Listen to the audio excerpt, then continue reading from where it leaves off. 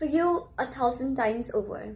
I bet that you might have heard or read this very well-known quote from this very well-known book called The Kite Runner by Khalid Hosseini.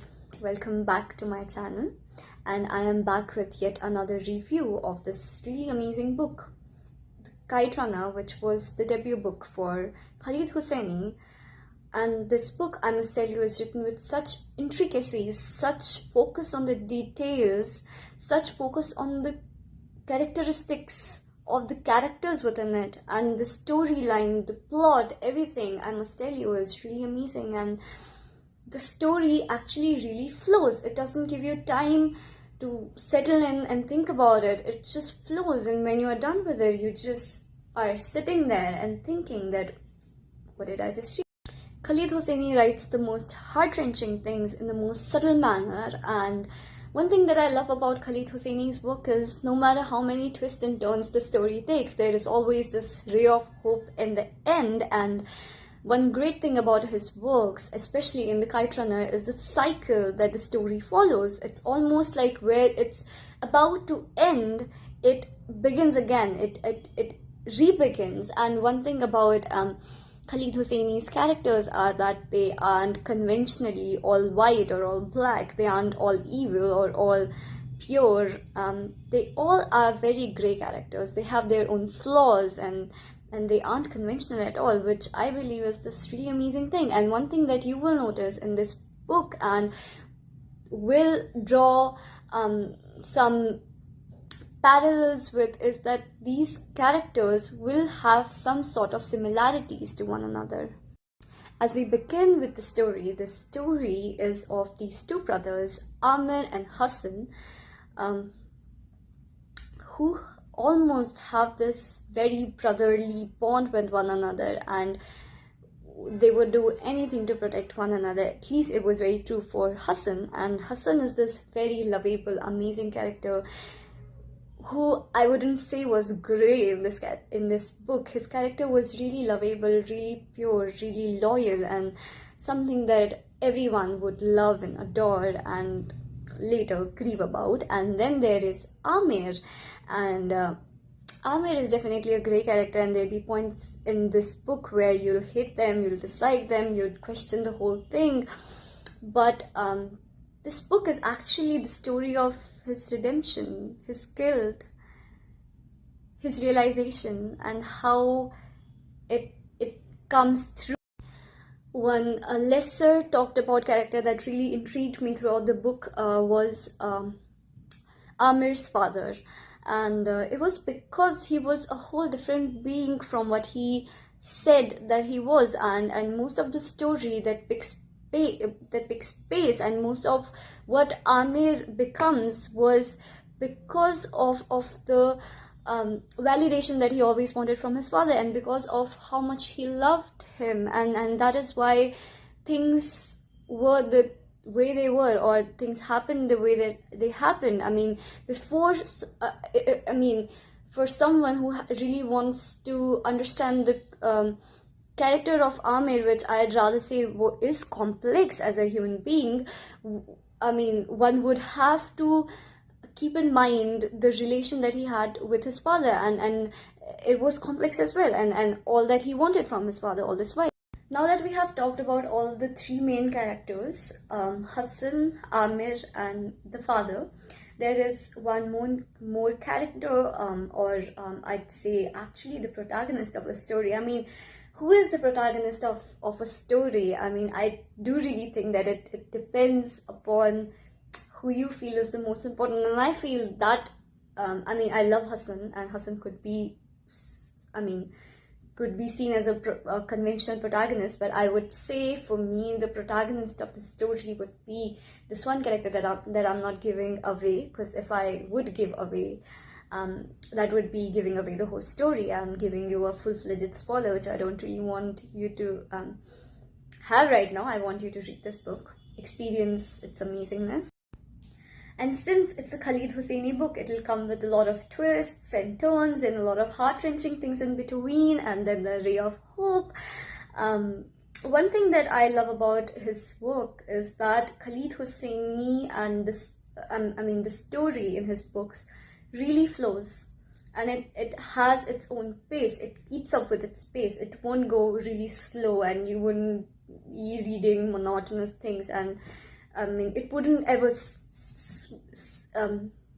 sweep in to boredom. It'll always keep up with its pace, and you'd always be intrigued to know what next. And yeah, that's all about the story, the plot, the characters. Now I will read some of the quotes from this book that I loved, and I promise I wouldn't give away much of the storyline. This quote, I believe, is yet another very well-known quote from the book, which says, that's the thing about people who mean everything they say. They think everyone else does too. And I think it's amazing. And this next quote that I'm going to talk about is for you to understand the character of the father in the story. He, as I said, was a very great character, but he was always a figure that had to be respected and that has to be looked upon. And I think that is the image that he carried about himself. And I mean, that is why he had a certain, he maintained a certain image in front of his children, and that's one of the reasons why he hid a lot of things from them and had a lot of secrets that will unveil once you read the book. When you kill a man, you steal a life. You steal his wife's right to a husband, rob his children of a father. When you tell a lie, you steal someone's right to the truth, and when you cheat, you steal the right to fairness. And when he says all these lines, he tells his children that lying is the biggest mistake that you could ever make. But once you will read the story, you would know that father was very different from what he preached, and I think apparently everyone around in the world is. And then there is this quote that represents the situation in Afghanistan, and how situations can sometimes take a turn that even when you're happy, you're thinking of what would happen next, and it's terrifying. She said, "I'm so afraid." And I said, "Why?" And she said, "Because I'm so profoundly happy, Dr. Rasool. Happiness like this is frightening." I asked her why, and she said, "They only let you be this happy if they are preparing to take something from you." And there is this last quote that comes in the end of this book and represents hope. And I'd like to read it to you all. It says, "It was only a smile, nothing more. It didn't make everything all right. It didn't make anything all right. Only a smile, a tiny thing, a leaf in the woods, shaking in the wake of startled birds' flight. But I'll take it with open arms, because when the spring comes, it melts the snow one flake at a time, and maybe I just witnessed the first flake melting." In the end, I would like to quote something from this book that is really close to my heart and is one of the best things that I've read.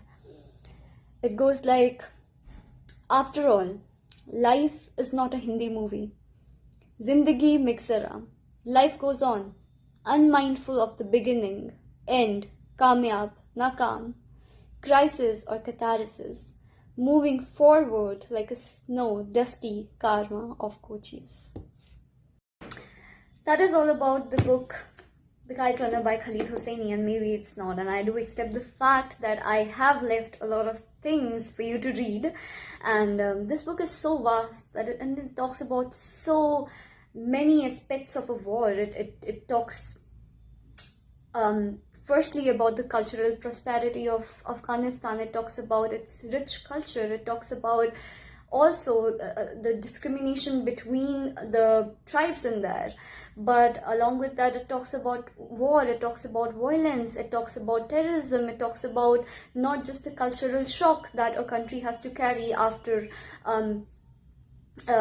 economic shock that a country has to carry after a war, but also the ideological shocks that follow, and the trauma that people have throughout because of the war, and even so many years after that. And it also touches a very important aspect, that is that there are people who have to go through the war, and they have to reside in the country that is facing war because they don't have enough resources to flee away. But then there are these people who are having enough resources, and they do flee away to some another country, and but they always feel like outsiders, and they have this guilt of leaving their motherland, and that they cannot find a sense of belongingness anywhere in the world, and then they carry this guilt within. And then there are these amazing characters that you're going to read about, and you're going to love them. They are really kind and have a lot to contribute. One thing that I really don't want you to, I don't really want to give you away the whole story, but one thing that I really like in this book is the character development of Amir. And Hassan and Amir, as I told you, they are brothers and they love each other. They have this really will do anything for you, 1,000 times over for you, love for one another. But Amir, then again, I told you, is a very great character, and he would want good things for Hassan, but he would always feel jealous and feel insecure about Hassan being close to his father, and to maintain a certain kind of artificial superiority over Hassan, what he would do, which was rather amusing to me. So Amir was the one who could read and write, and Hassan was unable to. So Hassan used to request Amir to recite him stories from this particular storybook, and what Amir used to do is he used to recite him the wrong stories, or create his own stories, and have this weird wrong sense of superiority, or something he would do out of insecurity, or a subtle form of jealousy that he had for Hassan. But he also carried love for Hassan within himself, so he would feel guilty about it and then do the whole thing, and it would repeat in cycles until one fine day something really happens. That is the plot twist, and that you would be really shocked about. That's the first shock that you'll get in the book. But yeah, Hassan has a lot, Amir has a lot of character development throughout the whole book, where he carries a guilt, and then he has a realization, and then he goes for a redemption, and how he gets it. So there are a lot of points in this book which will make you hate and almost dislike Amir a lot, but all I want you to know is that Amir was not intrinsically a very flawed and a wrong character. He wasn't a really evil character. What he did was, because he was very insecure about what his father used to think of him, and what his father expected from him, and everything that his father expected from him, it was Hassan. So yeah, the story is really interesting. That is all about the Kite Runner, and it is having 324 pages. But as I told you, you can complete it within 3 days or less, because it is having a certain pace to it, and there would be twists and turns, so they will keep you engaged. So it's a really amazing book. This was the first book that I read of Khalid Hosseini. However, if I do compare the 1,000 Splendid Suns and Kite Runner, 1,000 Splendid Suns will always be really close to my heart, but the Kite Runner, I would say, is an amazing read, and one must read it. The language is also very fluid, so it wouldn't be really difficult for one to read it, and you will learn a lot. And most importantly, I think what reading makes us do is to empathize with, it makes us to learn how to empathize with people, so hopefully you do that. I think that is all about the Kite Runner. It's an amazing read, would keep you engaged, and you'd learn a lot. And yeah, that is all. I hope that you are doing amazing, and that you keep doing amazing as well. And now that is snuggle season is here, I do hope that you keep yourself warm, and you keep your hearts warm as well, and be kind to one another. I won't be taking much breaks now on, and would be uploading reviews, yeah, let me just give it away to you. Next review would be God of Small Things by Arundhati Roy, and this cute little booklet of Murakami that's called The Birthday Girl.